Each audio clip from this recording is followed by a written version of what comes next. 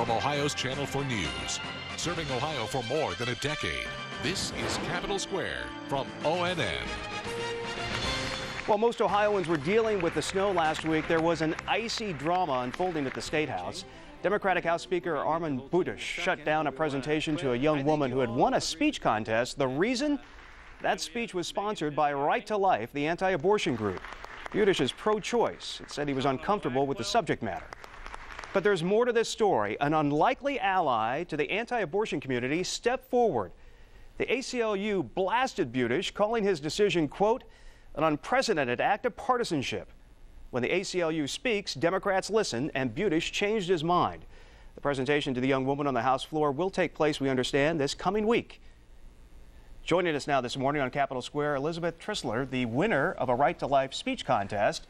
Elizabeth is from Sidney in western Ohio's Shelby County, and from the Ohio ACLU, Associate Director Gary Daniels.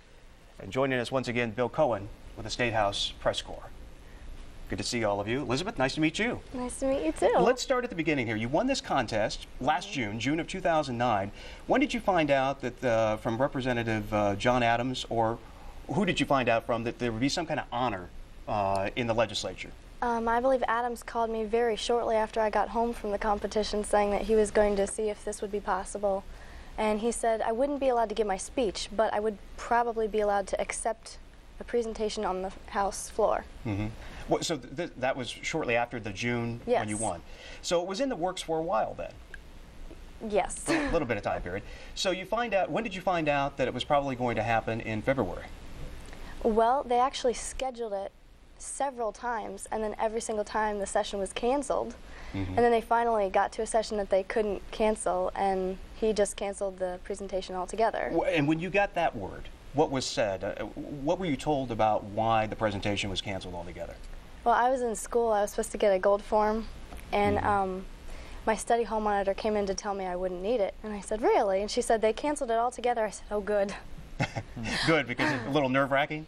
Well, it was. It was frustrating. I mean, having it scheduled time after time and then having it canceled time after time, it was really frustrating. And so she said, well, here's the reason why. And I said, wow.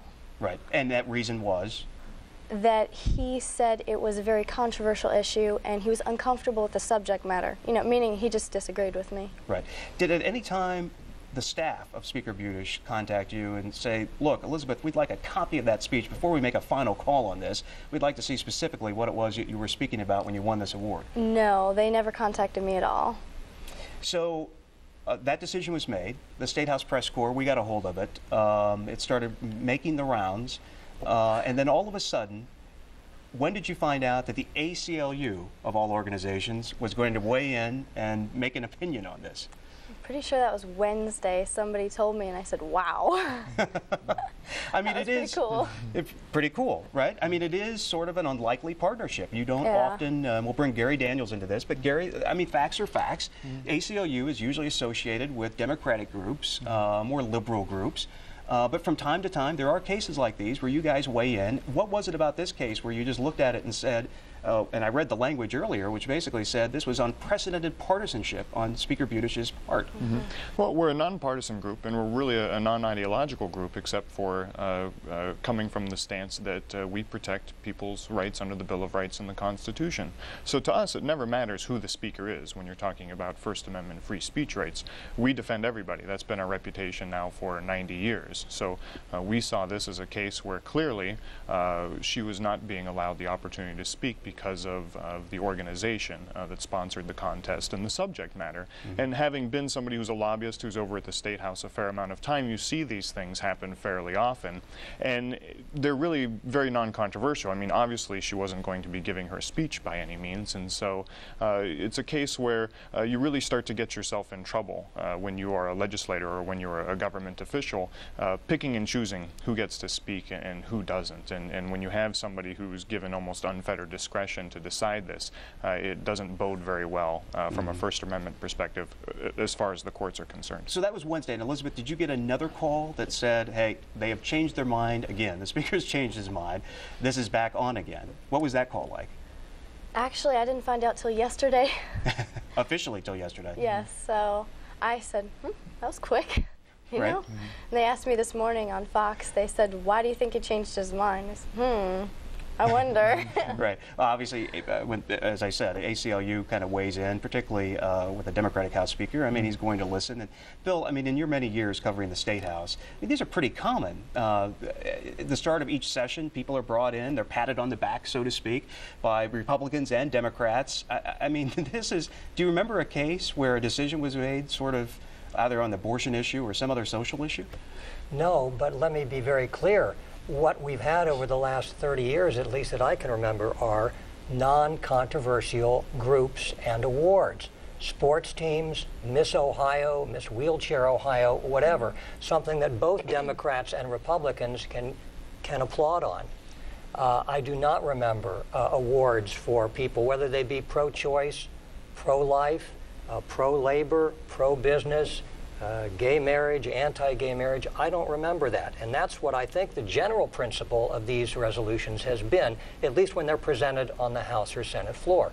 And that is just that it's something, that kind of thing that would bring people together, not the kind of thing, major public policy debates like abortion. And so that's what I think the Speaker is getting at. Well, and was there a common understanding, is this something where Representative Adams then kind of brings this, kind of volleys this into the court, and it's a little unexpected and a little unusual? I mean, is that what happened here? Well, I don't know. I don't know what happened behind the scenes, but it, you know, that's what it looks like apparently. And you might have had the same thing if a pro-choice group had tried to do the same thing in the Republican-dominated Ohio Senate. I think both chambers have a tradition, a long tradition of giving these awards. Sometimes they're mailed, sometimes they're in person, but they've always been non-controversial. And Gary, I mean, this, for the ACLU, this becomes a simple political issue to look at, right? I mean, regardless of what happened in the past, I mean, you're looking at it from the standpoint of this particular case, and if this is the reason why she's not getting it, then that's just partisanship.